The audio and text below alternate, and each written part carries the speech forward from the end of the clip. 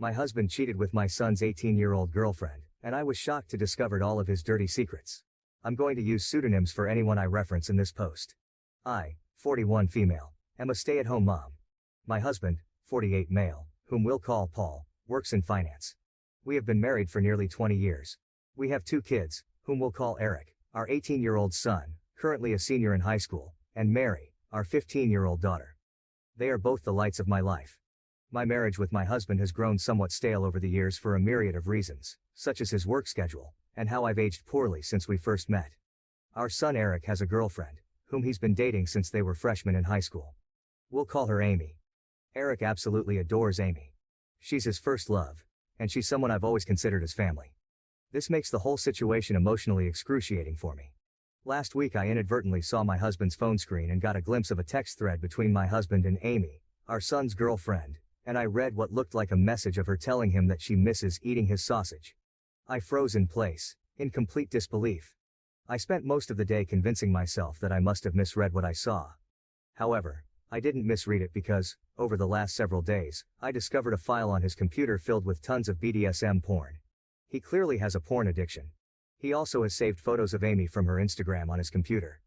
Although they weren't inappropriate, she was fully clothed. It was still the proof I needed to confirm that I wasn't going crazy. I also looked at his phone during opportune moments and saw more of their interactions. I wish I had never looked. How I inadvertently saw it. He was on his phone. He did not have iMessage open currently on the screen, but the application was still open. You know how on the iPhone when you swipe up it shows all of the applications that are open and you can close them. When he was closing out the applications, something he does compulsively, I noticed it. It's not like he was some kind of idiotic buffoon having a message open, for all to see. I saw he forgot he had the application running when he swiped up from a completely different app. When I first stumbled upon the messages between Paul and Amy, it was like a punch to the gut. I remember sitting there, my hands trembling as I held his phone, the screen lit up with words that felt like slashes across my heart. It wasn't just the shock of betrayal, it was the way they spoke about me. Paul had taken the insecurities I confided in him and turned them into cruel jokes for his amusement with Amy. They were filled with mean, horrible things said at my expense, with him constantly comparing me to her. He would call me fat and old, among other things, with Amy loweling. The messages were sprinkled with emojis and lowels, a casual cruelty that made my stomach churn. In one exchange, he'd written, "Can you believe she tried to wear that dress last night? Looked like a sausage trying to burst its casing." Amy replied with a string of laughing emojis and added, "She's so old, she probably thinks it's still in style." And it wasn't just comments about my looks. They talked about my intelligence, my interests, the way I talked. I saw words like boring, dull, and predictable, used to describe the life I lived, the life I had built with him. Each message felt like they were erasing the love and respect I thought we had shared for nearly 2 decades. At one point, I read a message from him that said, "At least you're fun. Being with her is like living in slow motion." Amy had replied, "LOL, you need someone who can keep up with you. Not slow you down." It was as if I wasn't even a person to them, just a thing that was in their way, an obstacle to joke about as they continued whatever this was between them. Sitting there, with each message, I felt myself shrinking, becoming smaller and more insignificant. These weren't just idle words, they were a window into how little I meant to the person who was supposed to love me most. And Amy, a girl I had mentored, laughed along with him, bonding over the ridicule they piled on me. The betrayal wasn't just his, it was hers too, a double-edged sword cutting deep. I remember closing the app, the screen going dark, and looking up at our family photos on the wall across the room. The contrast between the smiling, happy faces in those pictures and the scorn in those messages was overwhelming. It was in that moment, surrounded by the echoes of their laughter, that I realized the man I married was not the man smiling in those pictures. And I was left wondering how many times they had shared a laugh at my expense, how many times my pain had been their punchline. I've always had hunches or paranoid feelings that Paul has been cheating on me, but never in a million years could I have fathomed something like this. Last month, I found a thong in our bedroom that I know wasn't mine nor my daughter. I turned a blind eye to it, being naive and acting like it was maybe our daughter's, even though that made zero sense. Not only is he cheating on me, but he's betraying our son. I'm completely devastated. I don't even think words can adequately describe the dread, anger, shock I feel right now. I'm totally overwhelmed on how to handle this because obviously action needs to be taken, but I'm terrified of what kind of psychic blow this will be for my son. I have no idea how to even broach this completely fucked up topic with him. I wouldn't wish this predicament on my worst enemy. I can't even believe I married this scumbag in the first place. And then my mind started to race, realizing that I started noticing specifically unusual behavior from him around the same time Amy turned 18. She's been 18 for 5 months now. I haven't been able to gauge when their affair started. I'm trying my hardest to figure that out. He deletes his texts every couple of weeks it seems like, so I haven't been able to pinpoint when this whole thing started. Was he waiting for her to turn 18 before pursuing this affair? There's so many layers to all of this and I'm completely paralyzed with fear and dread about it all.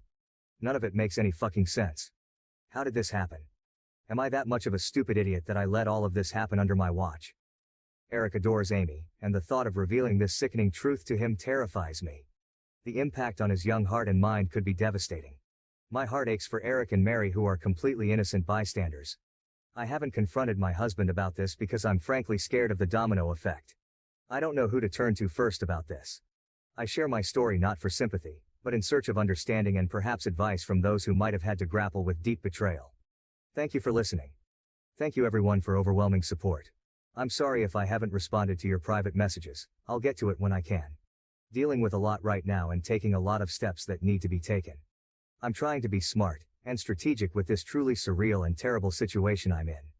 I want to be clear that not telling my son about this was never something I was considering. I didn't mean to make it seem that way. I was just saying, I'm intensely dreading it, but obviously it needs to be addressed. It's one part of the many steps of my overall plan. I'm currently playing dumb and collecting as much evidence as I can so I can be prepared for anything and everything. I'm going to protect myself and I'm going to make sure I don't put myself in any potential harm's way. I'll post a more thorough update soon when I can. But please know, you've all touched my heart so much and made me feel less alone. Update 1. My brother connected me to a very tough junkyard dog type lawyer. I saved screenshots of all his conversations with Amy. I was only able to get the last 3 months from iCloud. The conversations were mostly flirty and dirty talk. It was hard to stomach, completely sleazy, and I saw several negative things said about me. His call history showed he talks with her for hours pretty consistently. He uses dating apps. I took screenshots of his profiles and all of the active chats he has with his matches. It's very clear he uses a filter to seek out girls who are 18, 22 or so. I copied all of his files from the computer.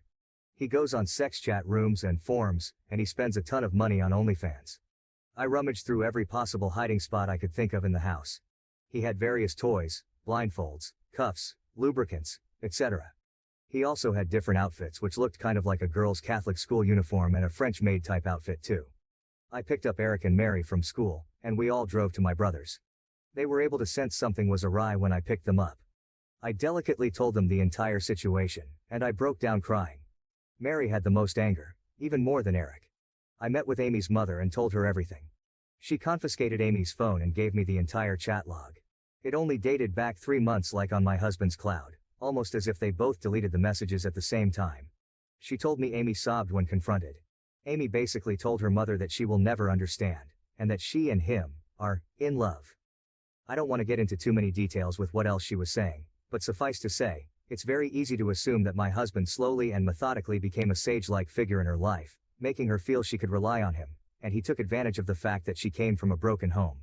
Amy is also non-stop insistent that their friendship only became romantic physical recently, and before that she said he was more of a friend and mentor. I confronted Paul over Zoom. The moment I hit join on the Zoom call, my heart was hammering in my chest. I could barely hold the mouse steady. As soon as Paul's face popped up on the screen, I knew this wasn't going to be a calm discussion. His face was flushed, his hair disheveled as if he'd been running his hands through it all morning, and his eyes. They were wild, darting around before they locked onto the camera. The look on his face was scary. He became red and looked so sweaty. He had anger and panic in his eyes. His tone of voice was very defensive and frightening. I started off trying to keep my voice steady. Paul, we need to talk about what's been going on. Before I could even get another word out, he cut me off. Context. You don't understand the context, he blurted out, his voice loud and shaky. He kept repeating the word like a mantra, but never explained what he meant by it. His hands were visibly shaking, gripping what looked like a stack of papers on his desk. I've seen the messages, Paul. Between you and Amy, I continued, trying to keep the accusation out of my voice, hoping to keep him calm. But it was like I'd lit a fuse. None of that happened. You're making things up, he shouted, his face now a deep shade of red. His voice was so loud I had to pull the laptop slightly away from me. It was frightening to see him like this, so unhinged. He was not the man I thought I knew. I tried to reason with him. Paul, I have screenshots. I've seen everything. Please, we need to discuss how we're going to handle this situation with the kids. He slammed his fist on the desk, making the camera shake. You have no right to take my kids away from me. You're trying to ruin everything. His tone was accusatory, and each word felt like a verbal assault. I remained where I was, my own hands now trembling. Paul. You need to calm down. We need to figure out a way to... I don't need to calm down. You're the one who is overreacting. You're the one who's destroying our family. His words were almost a growl now, his face so close to the camera that I could see beads of sweat on his forehead. It was then that the real fear set in. The intensity in his eyes, the anger in his voice, it all pointed to a man who was losing control. I realized I wasn't just dealing with infidelity but with someone who could potentially be a danger to me and the kids.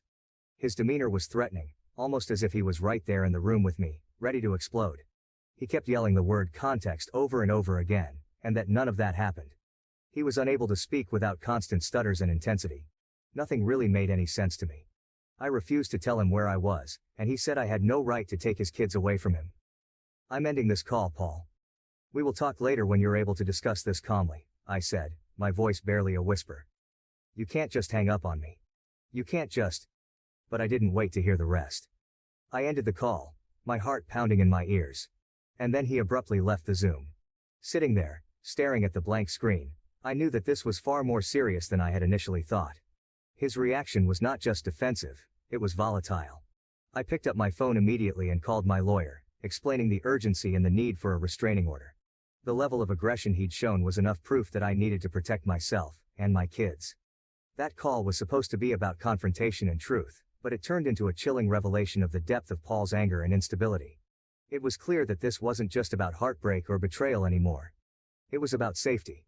My lawyer is filing for temporary sole custody of Mary and a restraining order. Mary is still the most angry. She's totally furious with her dad and Amy, justifiably so, of course. Mary is recollecting moments in time she watched her dad interact with her friends and she's in knots about it. Eric is very clearly hurting but he's so strong and very level-headed. He wants to see a therapist. The maturity my kids are showing makes me proud. They don't deserve this at all. Eric hasn't spoken to Amy yet since finding out the news and I'm not sure if he ever will again. Both me and my son are going to get tested and checked out as well. There's no telling how many different women he's been sleeping around with. As for Amy, her mom has been in contact with me and Amy has been threatening to run away with him because they are in love. We made the authorities aware of everything. I plan on being completely unforgiving and ruthless in this divorce. I'm reflecting on how I've been treated and how it's made me a shell of myself and how I've had a very negative opinion of myself because of him over the last 20 years. I don't want to let this scumbag get away with it. I want to reinvent myself and move on stronger than ever. Update 2. Thank you again for all the love and encouragement. It gives me comfort and means so much to me.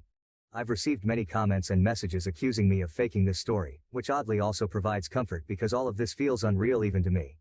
It validates my own feelings that there are people out there who can't even fathom this being true. I wish it were fake. I've been focusing on and worrying about how others are feeling over this, somewhat ignoring my own feelings which I'm trying to change.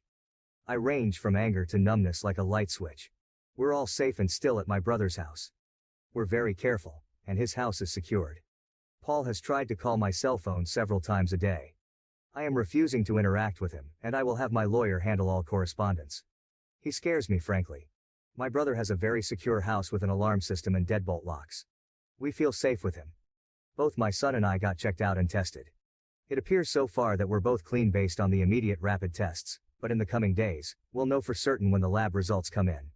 I'm not overly concerned. We've set up an appointment with a therapist for him next week, which I'm relieved about.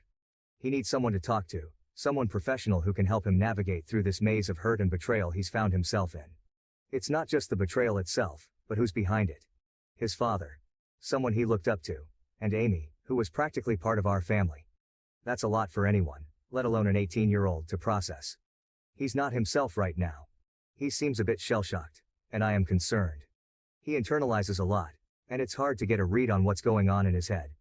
Despite his own turmoil, Eric's concern for me has been touching, almost heart-wrenching. He often asks, "How are you holding up, Mom?" His voice carries a maturity that it shouldn't have at his age.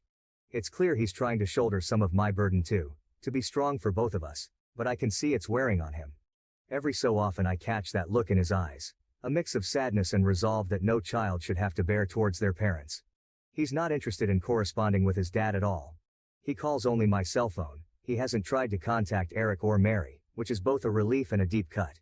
It's as if with everything out in the open, he doesn't know how to face them or chooses not to. Eric doesn't seem interested in reaching out either.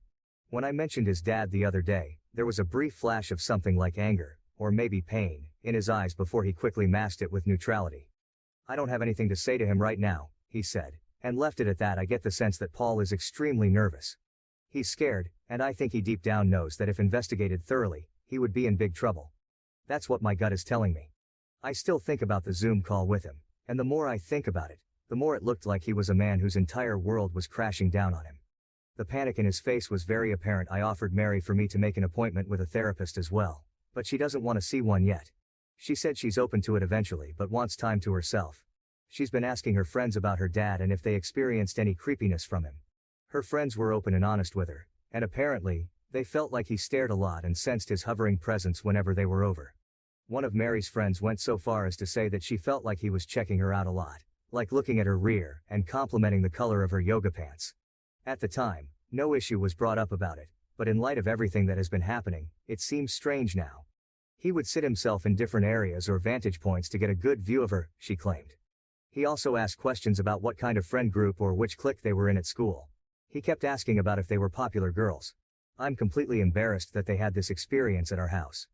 As for updates on Amy, which is the main reason why I wanted to write this update, I completely agree that she is also a victim.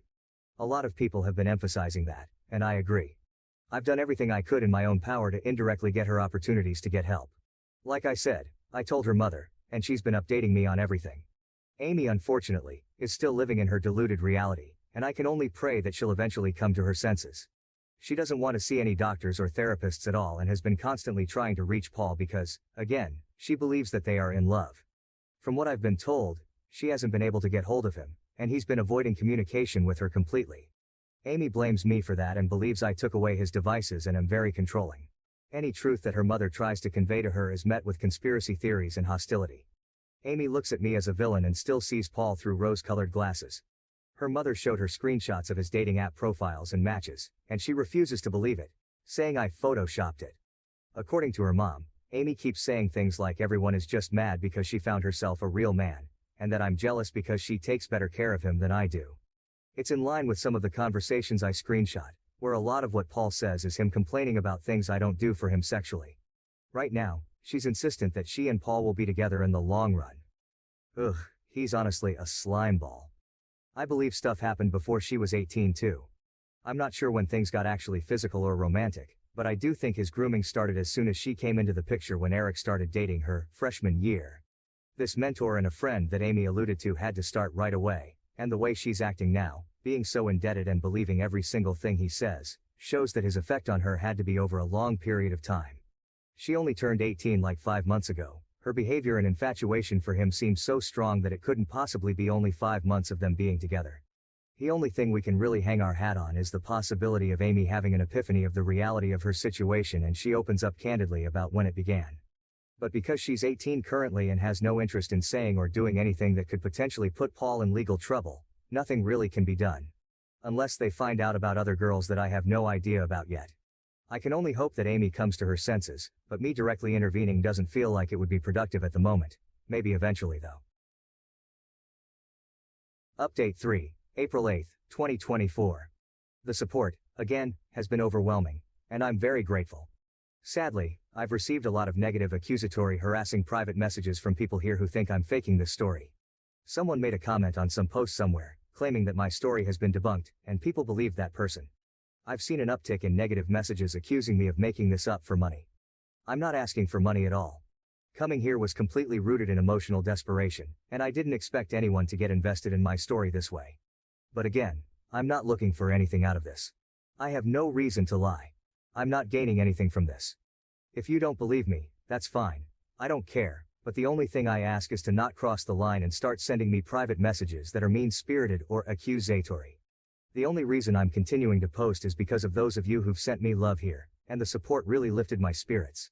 As for the divorce, it's very much underway.